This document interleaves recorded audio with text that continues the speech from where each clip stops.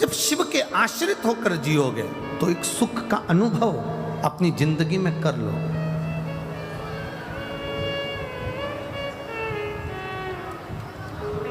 देवराज को लेने के लिए भगवान शंकर अपना नंदी लेकर आए। नंदी पर से मेरे भोलेनाथ जी नीचे उतर गए, नंदी पर देवराज को बिठाने लगे। नंदी पर जब देवराज को बिठाने लगे तो नंदी पर बैठते समय देवराज जी जब चले शंकर भगवान लेकर, नंदी को पकड़कर शंकर भगवान देवराज को नंदी पर बिठाकर जब चले तो देवराज ने प्रश्न किया, मैंने पुण्य कौन सा करा था? मैं तो ब्राह्मण के घर में जन्मा था पर चोर था। मैं ब्राह्मण के घर में जन्म लिया पर मैंने कभी अच्छा काम नहीं किया। मैंने चोरी करी, वैश्यावृत्ति करी, जुआ खेला, मदिरा पान करा, मांसाहार करा, भक्षण करा, गलत गलत काम करे। फिर मैंने पुण्य कौन सा कर दिया जो मैं शंकर भगवान आपके नंदी पर बैठकर कैलाश धाम जा रहा हूँ? मैंने पुण्य कौन सा करा? शंकर भगवान तो नहीं बोले, नंदी कह दिया।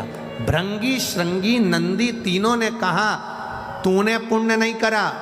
तेरी बूढ़ी माँ रोज शंकर जी के मंदिर में 1 लोटा जल चढ़ाने जाती थी, शिवालय में 1 लोटा जल चढ़ाने जाती थी। जो नारी शिव के मंदिर में 1 लोटा जल चढ़ाती है वो 7 पीढ़ी अपनी नहीं, 71 पीढ़ी मायके की और 71 पीढ़ी ससुराल की तार देती है। 7 पीढ़ी तक का भाव नहीं कहा गया, यहाँ 71 पीढ़ी का भाव कहा गया। 1 पीढ़ी नहीं, ना जाने कितनी पीढ़ियां। यदि हम जा रहे हैं मार्ग से जाते जाते अगर हमारा चित्त, हमारा भाव शुद्ध है वो मिलेगा।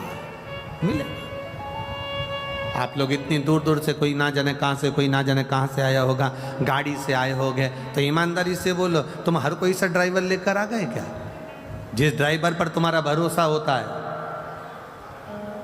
जो ड्राइवर समय पर पहुंचा दे, जिस ड्राइवर ने रास्ता देखा हो, जिस ड्राइवर को अच्छे से गाड़ी आती हो, पंचर मंचर हो जाए तो सुधार दे, गाड़ी गड़बड़ हो तो संवार ले, ऐसे ड्राइवर को साथ लेकर चलती हो। बोलो सही है कि गलत है?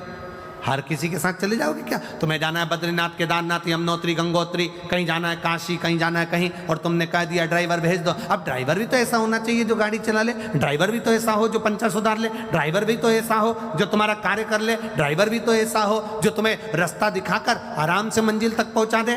तो गाड़ी पर बैठने से पहले ड्राइवर कौन है ये देखा जाता है कि हमें लेकर कौन जा रहा है। उसी तरह संसार सागर में चलते चलते चलते चलते हमें ये देखा जाता है कि हम आखिरी में अपनी मंजिल तक, ड्राइवर अगर सही होगा तो मंजिल तक पहुंचने में देरी नहीं लगेगी, हम वहां तक पहुंच जाएंगे।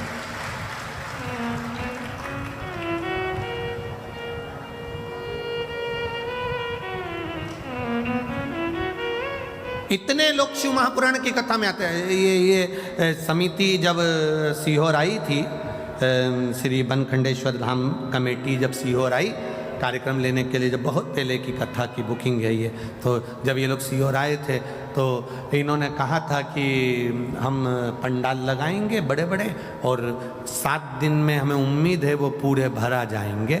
अब बनखंडेश्वर समिति कमेटी खुद टेंशन में पड़ी है कि ये कथा चालू होना थी 22 तारीख को और पंडाल भरा गया 21 तारीख को। आधे तो इनकी नींद उड़ गई, तो अब करें तो करें क्या बनखंडेश्वर महादेव।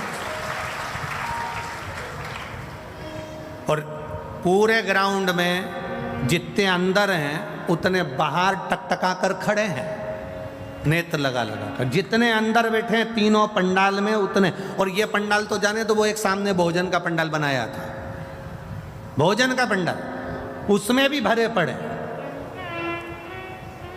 और जाने दो ये तंबू पे टंगे पड़े हैं इधर आधे से।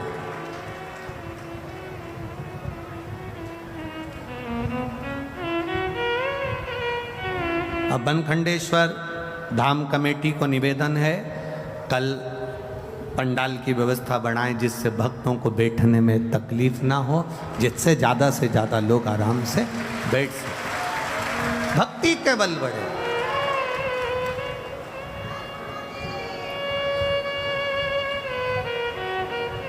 अब वो आपके यहाँ के पूर्व विधायक चौहान जी का बेटा हमको वहाँ लेकर गए था गोवर्धन, तो वो हमसे कह रहा था अभी तक की सबसे ज़्यादा पंडाल लगाया गया जितनी कथा मैनपुरी में उससे दुगना तिगना पंडाल लगाए गुरुजी।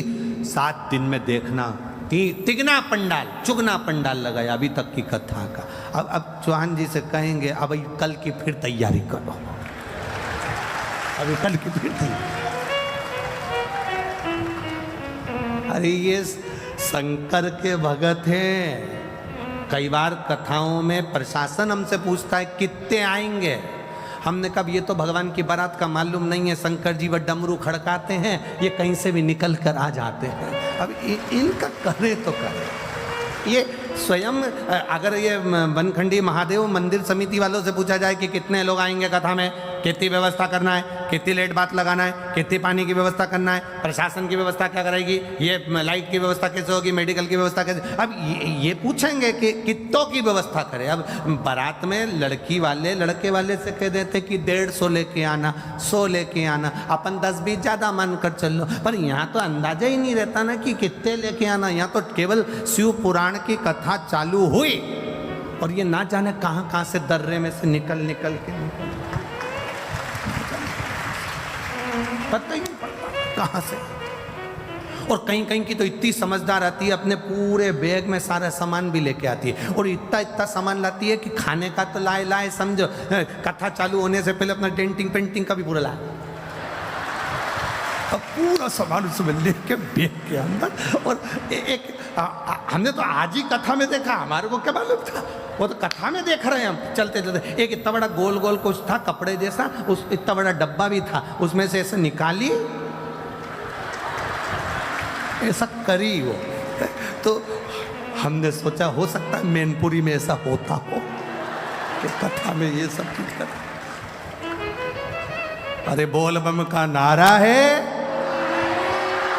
आवाज नहीं आई है, जरा दमदारी से बोलो, बोल बम का नारा है। ये शिव तत्व है महाराज, ये भक्ति है। तो ये यहाँ जितनी आए ना ये सब फ्री होके आए, घर पे भी कह के आए, तुम चिंता मत करना, कथा होते सी भोजन की पूरी व्यवस्था है,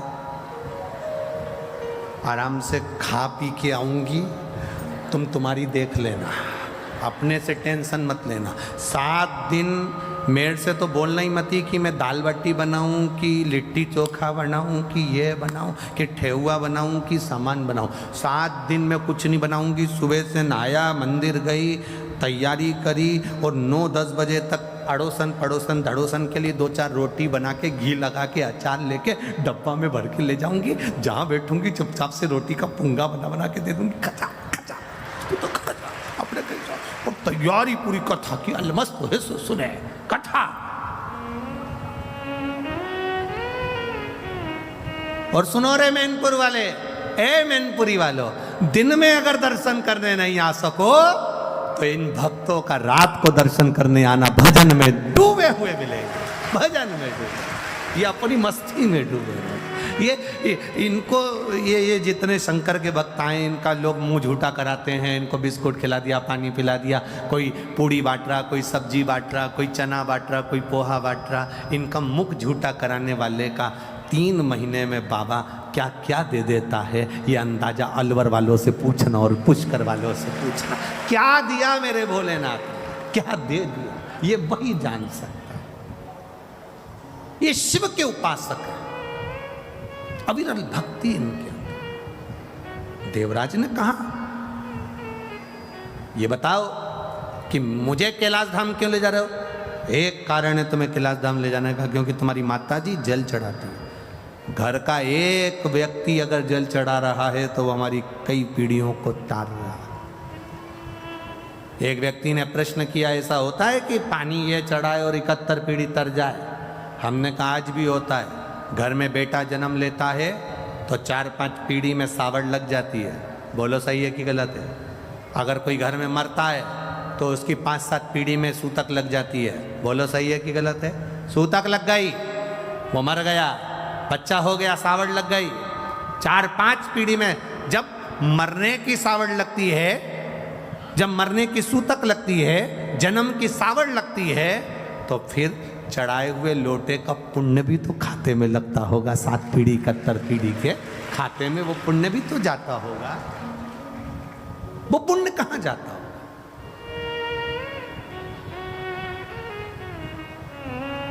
ये पुण्य हमारे खाते का, ये हमारी भक्ति का। आप तो करो शिव की आराधना, आप करो देवादिदेव महादेव की आराधना, फल मिलेगा। इस कथा का नाम है तपस्यु महापुराण की कथा। तप का बल बढ़ता है तो शिव तत्व प्राप्त होता है। तेरे मंदिर में आना मेरा काम है, मेरी बिगड़ी बनाना तेरा काम है। तुम उसके दरवाजे तक जाते रहोगे, जाते रहोगे, जाते रहोगे, वो हाथ पकड़ लेता, वो हाथ पकड़ेगा।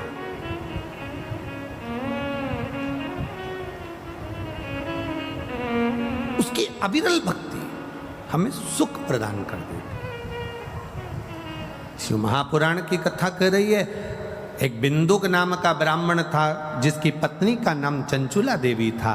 चंचुला पतिव्रता धर्म का पालन करने वाली थी, पर पति को कभी अधर्म करने से रोकती नहीं थी।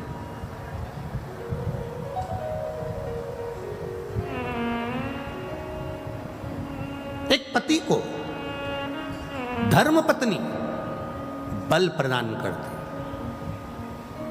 पति अगर कर्जे में डूबा है और उसके मन में आ रहा है कि मैं मर जाऊंगा, पति अगर दुख में है, पति कहता है कि मैं ये कर लूंगा, धर्म पत्नी होगी तो बल दे देगी। धर्म पत्नी होगी तो कह देगी कोई मरने की जरूरत नहीं है, फालतू इधर उधर जाने की जरूरत नहीं है, टेंशन मत लो, सब अच्छा होगा, भोलेनाथ जी बैठा है, सब करेगा।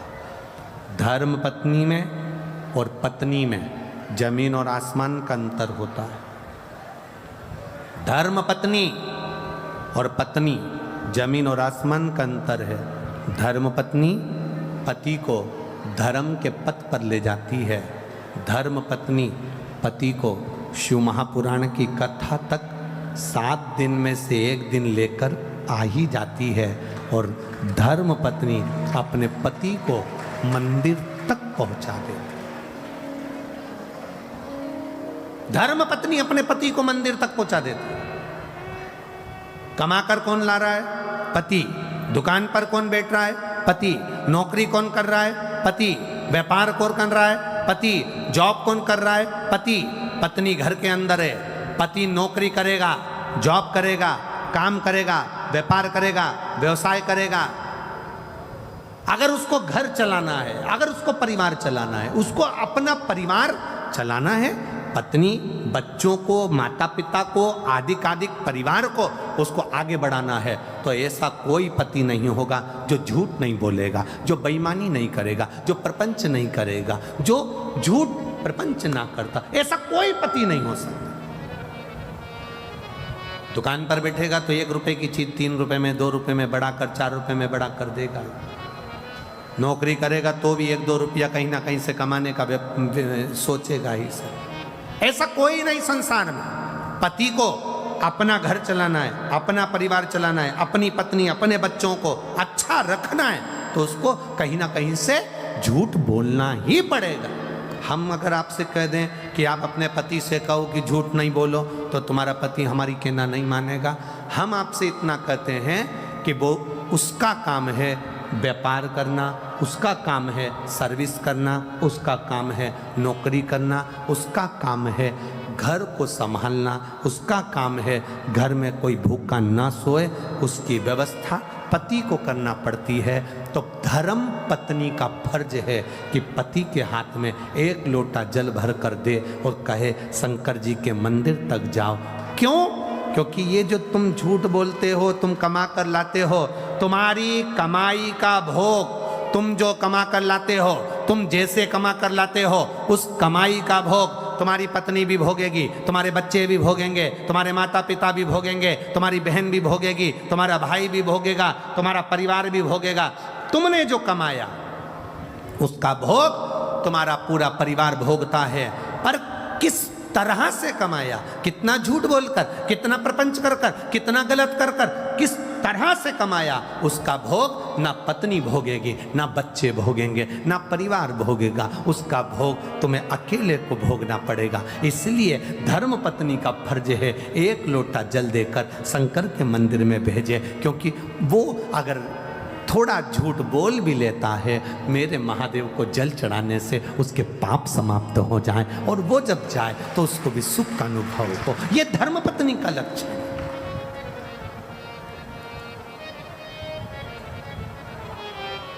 सात दिन में एक दिन अपने पति को कहे, कथा चल रही है चलो, अरे इतनी जनता आ रही है, दुकान व्यापार व्यवसाय सब देखना पड़ेगा, जिंदगी पड़ी है कमाने के लिए, चलो। एक बार हमने यही कथा इंदौर में बाज दी, और इंदौर में हमने कहा कि अपने पति को अगर यहाँ कथा सुनने नहीं आता तो अपने पति को घर पे कथा सुनाओ, जितनी देर तुम यहाँ सुन के जाओ उतनी देर अपने बेरू को सुनाओ, घर जाके बोलो। अब एक नई नवेली बहू थी, शादी के केवल 8 महीने हुए थे, और वो भी कथा में आके बैठ गई थी, और उसने कथा सुन ली, और वो भी घर पर जाकर कथा सुनाने लगी। चौथे दिन की कथा थी और उसका पति कथा में आ गया, उसने लेटर लिखा और कथा में उसका पति आया, उसने कहा मेरा पति आज कथा में आया है, जिंदगी भर नहीं आया, वो उस प्रणाम करना चाहता है, वो कह रहा है मुझे बेलपत्री चाहिए। कथा सुनकर वो प्रसन्न है। हमने कहा भेजो उसको, बुलाया। हमने उससे पूछा पति से, तो 3 दिन कथा में नहीं आया, आज चौथे दिन कथा में कैसे आया? उस पति ने कहा गुरुजी ईमानदारी से बोलो। मैंने कहा बोल। वो बोला रात्रि में 9 बजे से 12 बजे तक सुनने से अच्छा है दिन में 2 बजे से 5 बजे तक सुन लो, क्योंकि ये पूरी रात बैठ के कथा ही सुनाती रहती है। सियोर वाले महाराज जी ने ऐसा बोला था, सियोर वाले महाराज जी ने ऐसी कथा सुनाई थी। आज देवराज की कथा कही थी, बिंदु की कथा कही थी। मैं मोबाइल देखूं तो उठा के धर दे, कथा तो सुन लो। पूरी रात को 9 बजे से 12 बजे तक 3 घंटे की कथा सुनाती है। तो मैंने भी सोच लिया रात को सुनने से अच्छा है दिन में ही चले जाऊंगा, कथा सुन जाऊंगा। आप भी निवेदन है 7 दिन की कथा में अपने पति को जितनी कथा आपको याद रहे, परिवार को, कुटुंब को, मोहल्ले को, रिश्तेदारों को, यहाँ से जाते जाते घर पे बैठकर कथा का स्मरण करिए। आज हमने ये सुना था, अपने जीवन में उतारना है। पति से भी कहो मैंने कथा में ये सुना था। रोटी बनाते बनाते, भोजन बनाते बनाते कथा का मनन चिंतन करो। जब पूरे घर में कथा की चर्चा चलती रहेगी, स्मरण चलता रहेगा, तो शंकर जी को लगेगा ये मेरा परिवार है और मेरा परिवार है तो उस पर कृपा की दृष्टि मेरा शिव कर ही देगा। वो करेगा जो अकाल मृत्यु वो मरे, जो काम करे चंडाल का, काल उसका क्या बिगाड़े जो भक्त हो महाकाल का। जो शिव का उपासक होता है वो भय नहीं खाता है।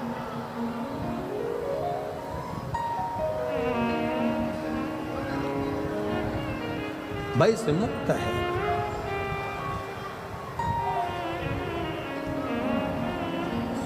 इसीलिए शिव कथा कहती है, इसलिए शंकर भगवान का पावन चरित्र कहती, अपनी भक्ति अपना इसमें। हम तो बाबा के भरोसे चलते हैं। वाह, मैनपुरी वाले बड़ा समझदार हो रहे, तुम लोग को एक एक गाना रटा हुआ, भजन एक एक।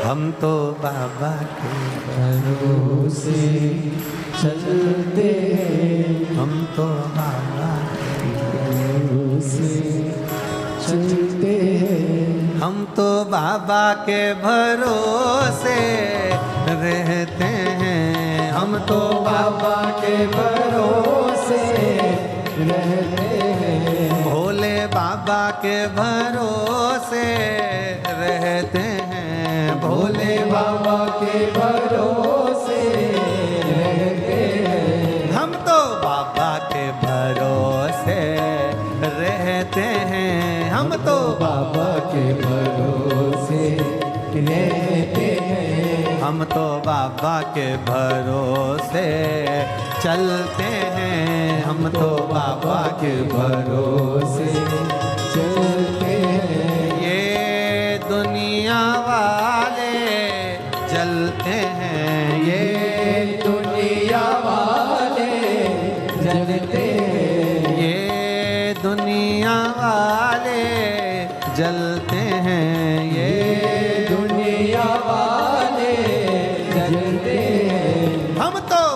बाबा के भरोसे चलते हैं, हम तो बाबा के भरोसे चलते हैं। भोले बाबा के भरोसे चलते हैं, भोले बाबा के भरोसे चलते हैं। जय हो।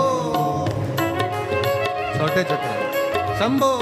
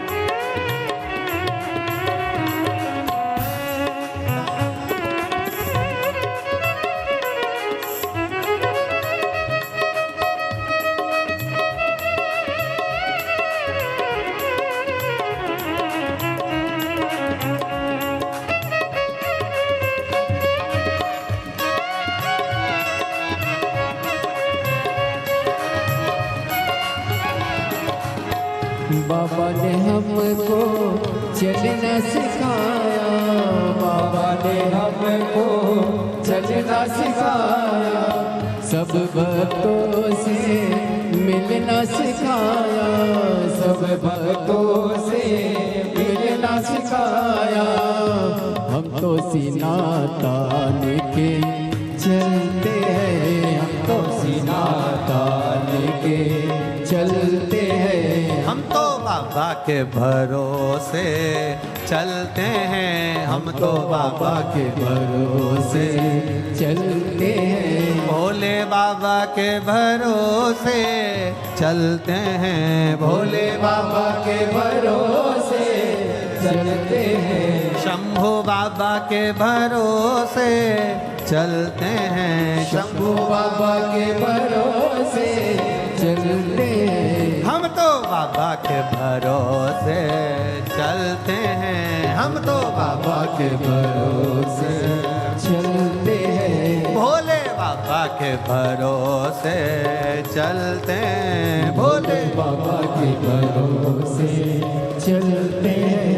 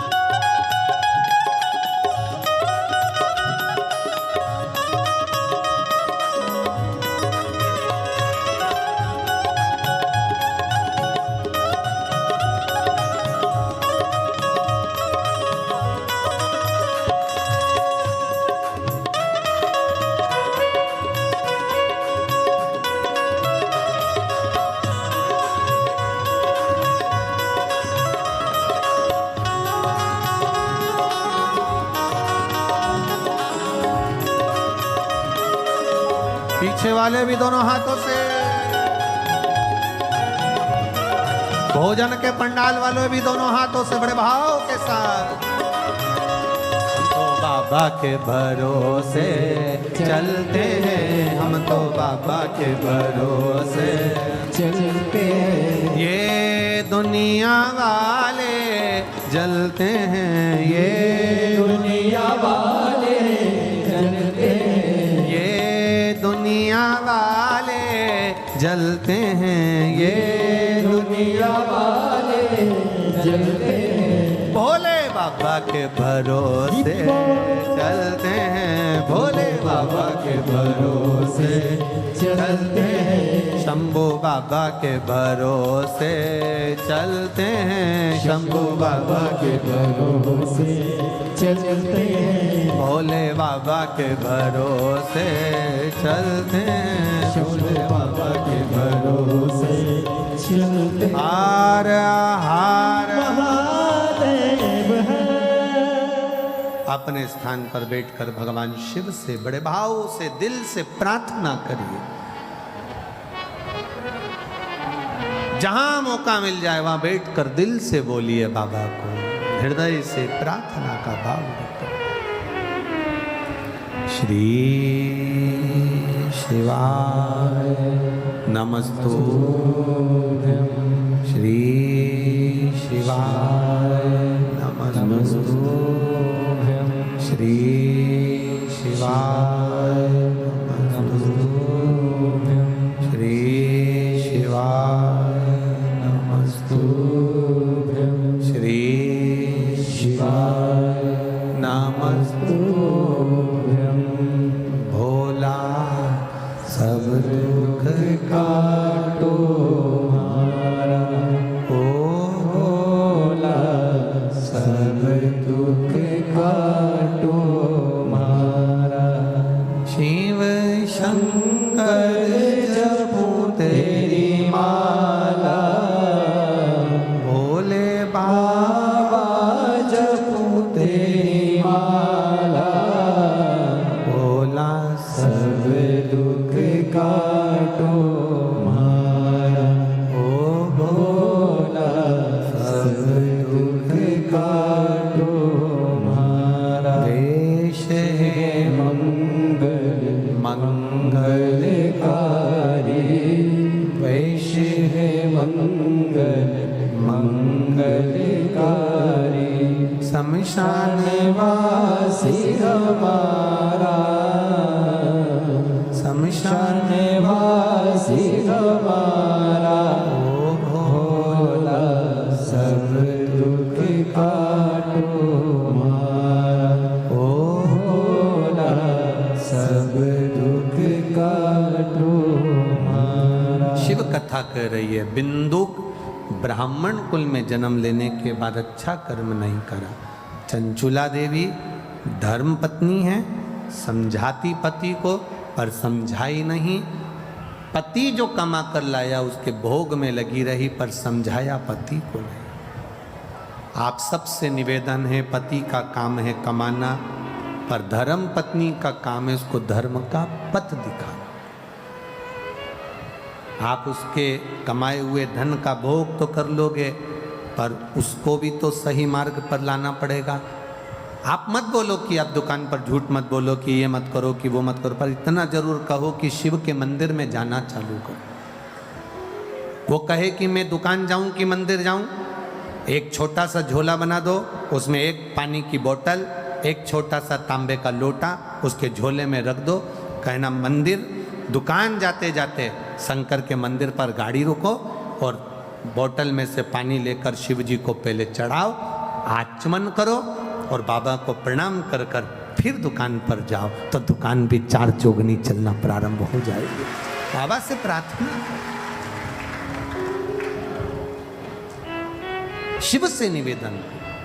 चंचुला देवी ने निवेदन नहीं करा, बिंदुक प्रेत योनि में पड़ गया, प्राण छूटे, मरने पर प्रेत की योनि मिल गई। प्रेत योनि में पड़ा, चंचुला देवी के जब प्राण छूटे तो वो शिव जी की भक्त बनी, बाबा से प्रार्थना किया कि मेरे पति को मुक्ति दीजिए। तुम रुका जी से शिव महापुराण की कथा श्रवण करें। ईश्वर जी गोरा जी गणागोर बनकर शिव पार्वती चले। तुमरू का नाम कोई साधारण नाम नहीं है। जिस नारी का गर्भ नहीं ठहरता, 20 साल 25 साल 30 साल भी अगर शादी के हो गए, संतान नहीं है, डॉक्टर मना भी कर दिए, तब मेरे बाबा पर भरोसा करना प्रारंभ कर दो। शंकर के मंदिर में जाकर जल चढ़ाना प्रारंभ कर दो, आचमन करना प्रारंभ कर दो। एक